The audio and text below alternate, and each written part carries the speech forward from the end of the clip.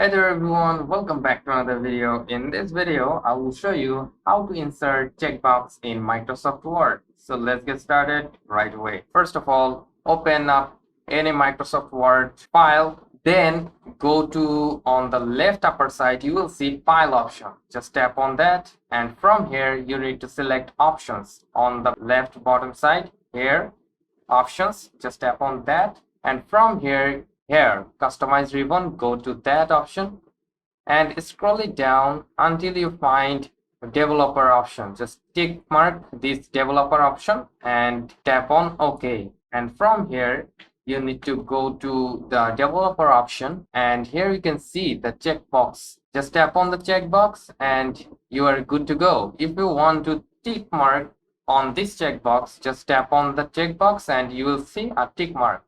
It is not a tick mark, it is cross mark. So if you want to change the symbol for the tick mark, you need to go to the properties. From here, select the checkbox, then go to the properties here, and from here you can change the checked symbol icon.